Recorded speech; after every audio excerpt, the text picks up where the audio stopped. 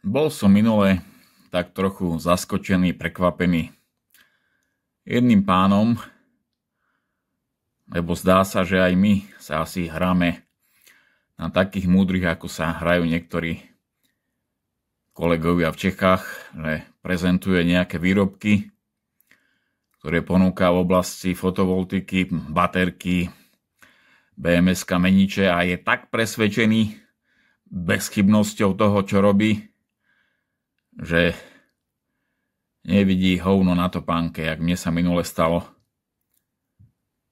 Išiel som do kostola, išiel som cez nejaký park, cez trávu, lebo ma bolia kĺby a nechodím rád po asfalte, a vstúpil som do hovna.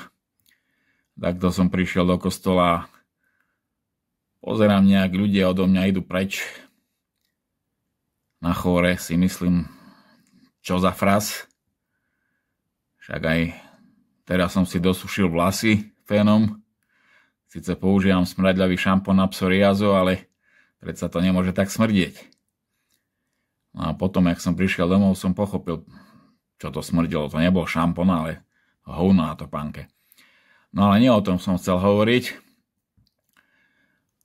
ale o tom, že ja keď niekedy sledujem správy,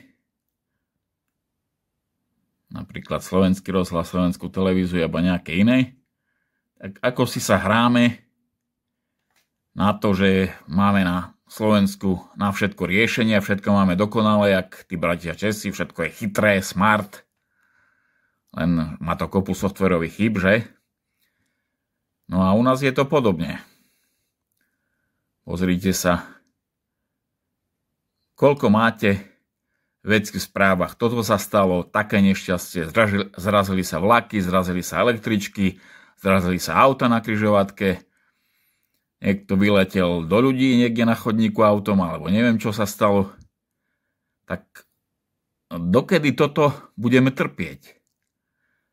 Keď máme tak špičkových tútorov na vysokých školách, keď máme tak šikovných študentov, tak prečo nemáme autonómne lokomotívy na železničiach? Taká autonómna lokomotíva, kde je vylúčený ľudský faktor, ktorá má senzormi v nejakom dosahu 5 km namapované všetko, čo sa deje na trati a mimo trate, tak by sa nemali stávať také veci, ako sa stali, Tak pracujme na tých riešeniach, že tá lokomotíva raz bude autonómna a nikdy neurobí chybu, lebo to musí byť dokázané pomocou invariantov, že to chybu neurobi. Nie nejakých pár testov sa urobí a hotovo a pustí sa to vonku, a potom sa bude diať to isté, aké to riadi nedokonalý človek. Človek má nedokonalý mozog. Mozog je elektrický stroj. Ten stroj zlyháva, Nastáva tam v určitých fázach únava. Človek si nevšíma veci tak, ako by si mal všímať, keby bol čerstvý. No tak prehliadne nejaké návestia. Podobne minule sa zrazili električky. No tak postavme tam autonómne električky, Máme radary, lidary, máme všelijaké kamery, máme moderný software, ktorý vie predikovať situáciu dopredu niekoľko sekúnd alebo niekoľko minút. No tak postavme už konečne električky autonómne. Podobne auta. Na čo čakáme? Každý deň v správach taká nehoda, hen taká nehoda, tam auto mimo cesty, tam auto na križovatke zrazilo niekoho. Prečo čakáme? Čo robia napríklad motoristickí novinári? Akože čo robia? Prečo oni nepracujú napríklad ako softveristi? Potrebujeme novinárov, keď pozeráte test nejakého auta, no tak to auto zase bude riadiť len chybujúci človek s chybujúcim mozgom. Tak prečo ten novinár nepracuje na sebe a nevzdeláva sa v oblasti computer science, v oblasti matíc, algebry, analýzy, aby konečne na Slovensku už, sa spojilo 150 novinárov, ktorí nič nerobia, len poukazujú, jak toto auto je zlé, čínske auto je zlé, európske auto je zlé, americké auto je zlé, japonské auto je zlé, ale sami nič nedokázali v živote.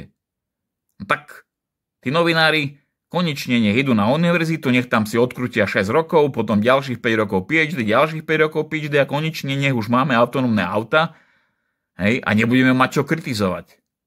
Lebo to auto bude, hej, s obrovským výkonom, ktorý by mal presahovať v blízkej budúcnosti inteligenciu a kapacitu ľudského mozgu, malo by byť schopné na niekoľko miliónov kilometrov fungovať autonómne, aby neurobilo žiadnu nehodu. A potom nebudeme mať toto, čo máme na cestách. Hej, keby ste videli, jak sa správajú vodiči na cestách, urobí to vodičák a o 2 týždne všetko zabudlo. Hej, na čo? Hej. Urobím vodičák, viem predpisy perfektne, 2 týždne prešli, bum, už nič nedodržiavam. Už myšičkujem, už robím zo seba geroja na ceste, defenzívna jazda, nič, že? Hej, že tam sú živí ľudia, že tam sú deti, že tam sú možno aj zvieratka, hej, niekde pri ceste zbytočne zabité. Tak poďme ukázať svetu, že Slovensko na to má, že máme matematikov a že budeme mať autonómne auta.